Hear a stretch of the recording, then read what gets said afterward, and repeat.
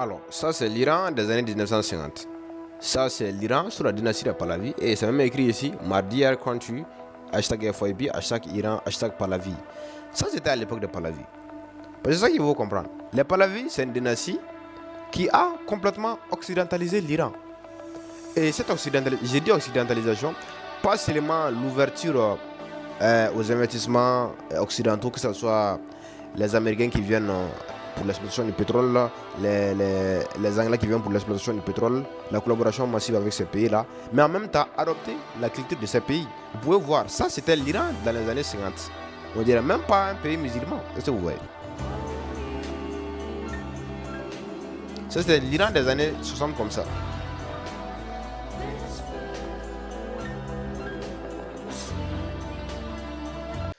Urgence, le leader suprême de l'Iran, Ali Khamenei, chef de la République islamique d'Iran, est mort aujourd'hui.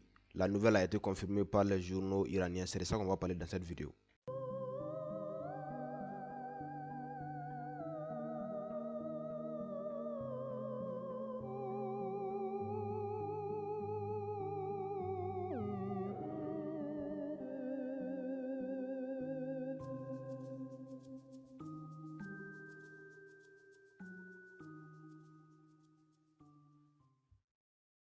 Alors, il n'y avait pas de doute. Il n'y avait pas de doute parce que j'ai dit dans mon ancienne vidéo que Trump ne va jamais annoncer, officialiser quelque chose, or que ce n'était pas certifié à 100%. Donc, Ali Khamenei est mort. Ali Khamenei est mort, comment la situation s'est passée? Il a été attaqué dans son domicile, dans les quartiers Pasteur à Téhéran, attaqué dans sa maison par les forces de la coalition américano-israélienne. Alors, comme je l'ai dit dans mon ancienne vidéo, l'objectif des Américains c'est très simple. Ils veulent tout régime qui est hostile à l'hégémonie américaine sera emmerdé, sera attaqué.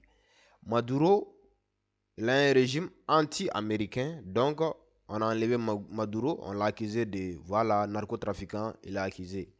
Alors, pour le leader suprême de l'Iran, on sait tous que le seul pays qui fait front aux États-Unis, le seul pays dans le Moyen-Orient qui fait du mal aux Américains, c'est l'Iran. Parce que l'Iran, dans toute son histoire, a été un opposant des Américains. Du moins, depuis que la dynastie Pahlavi a été enlevée du pouvoir par le régime des Ayatollahs, les Iraniens sont contre les Américains. Donc, on va essayer de retourner un peu dans l'histoire, on va essayer de comprendre. L'Iran est un pays islamique depuis toujours. Et c'est un pays vrai musulman. Et même si les sunnites disent qu'ils sont chiites, ils vont dire que c'est pas vrai, mais l'Iran a prouvé sa solidarité envers les pays musulmans en aidant tout pays musulman qui est en danger. L'Iran a soutenu les Hezbollah, l'Iran a soutenu les Hamas, l'Iran a soutenu les Houthis qui se trouvent au Yémen. Alors, il faut savoir que dans les années 1970, il y a eu la révolution des Ayatollahs. Les Ayatollahs, c'est les clergés chiites, à savoir chez les chiites, c'est un peu comme c'est un peu comme les papes au Moyen Âge, quoi. On sait qu'à l'époque du Moyen Âge, la Renaissance, les papes même avaient plus de pouvoir que le roi. Et c'est les chiites, surtout en Iran, c'est ça. Et le leader suprême, hein, le chef du clergé, est celui qui prend les dernières décisions. Il y a un président, mais le pouvoir du président ne sert à rien. Tout passe par le leader suprême. Est-ce que vous voyez?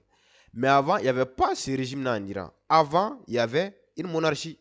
Et la monarchie là, la monarchie qui était là, c'était la dynastie de Pahlavi. Alors, la dynastie de Pahlavi, c'est une monarchie qui a collaboré avec les Américains. À savoir que les Américains et les Britanniques étaient sur place pour l'exploitation du pétrole iranien.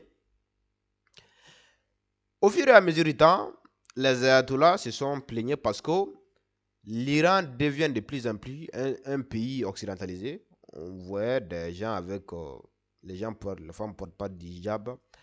C'est-à-dire, on va montrer des anciennes photos de l'Iran dans ces époques. Donc vous allez comprendre que c'était pas l'Iran, mais c'était un autre pays. Alors, ça c'est l'Iran des années 1950. Ça c'est l'Iran sous la dynastie de Pahlavi. Et c'est même écrit ici, Mardia country, hashtag FYP, hashtag Iran, hashtag Pahlavi. Ça c'était à l'époque de Pahlavi. C'est ça qu'il faut comprendre. Les Pahlavi, c'est une dynastie qui a complètement occidentalisé l'Iran.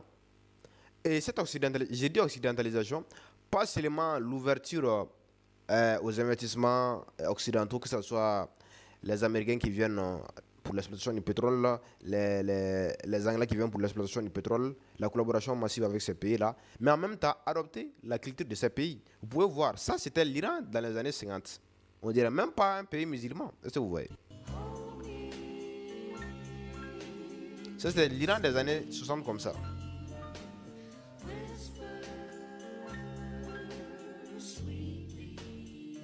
L'objectif ici, c'est de ne pas prendre part. C'est pas mon pays. Si les Américains et les Iraniens sont en train de se taper, ça c'est pas mon problème. Mais on veut analyser. Nous voulons analyser ce qui se passe dans ce monde. Alors, c'est très simple, comme je l'ai dit. Les Pahlavis, mais c'est une dynastie qui arrangeait les intérêts américains. Les ayatollahs ont détruit le régime des Pahlavis, c'est-à-dire dans les années 70, il y a eu la révolution islamique des ayatollahs. Ils ont pris le pouvoir et chassé la monarchie des Pahlavis. Et on a le prince Reza Pahlavi, les chats, le roi, on appelle ça les chats. Lui, il se trouve encore aux États-Unis. Et tu vois.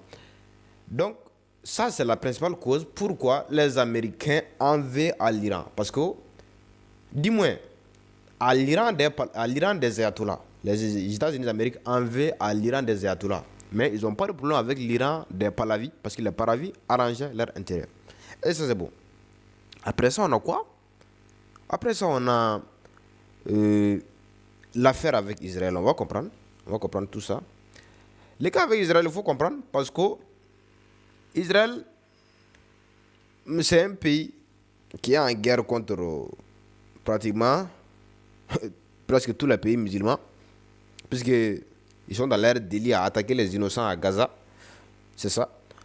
Alors, quand tu prends Gaza, les militaires qui sont là, les forces militaires qui essaient de défendre Gaza, qui ne sont pas en train de jouer, ça, c'est les familles Hamas. Il y a les Hamas, il y a les Hezbollah. Est-ce que les Hezbollah même n'est pas foutu? Et en même temps, il y a les Houthis. Et qui finance ces militaires? C'est l'Iran. L'Iran finance les Hezbollah. Il donne des armes. L'Iran finance les Houthis, lui donne des armes. L'Iran finance les Hamas, lui donne des outils. Donc, c'est une coalition. Et vous savez que toujours dans l'histoire, Israël et les États-Unis ont toujours été des pays. C'est-à-dire, l'État profond, toutes ces choses-là, vous savez, on ne va pas en venir à ces choses. On sait que c'est la même. Les Américains, les Israéliens, c'est comme si c'est la même famille qu'on ne va pas venir à ça pour expliquer ça en détail. Donc, la principale cause pourquoi Israël déteste l'Iran, parce que d'abord l'Iran c'est un pays musulman et l'Iran supporte ses frères musulmans qui se font décapiter tous les jours à Gaza. Et ça vous voyez. Ça c'est la principale cause pourquoi Israël en veut à l'Iran. Donc, voici, merci pour avoir regardé cette vidéo. C'était pour expliquer pourquoi, parce qu'il faut qu'on explique aussi les raisons historiques. Cette vidéo a été faite pour que vous puissiez comprendre pourquoi on en veut à l'Iran, pourquoi Israël et les États-Unis d'Amérique se sont alliés pour attaquer l'Iran. Voilà, c'était ça. Merci pour votre attention. N'hésitez pas à partager, liker la vidéo et surtout mettez des commentaires.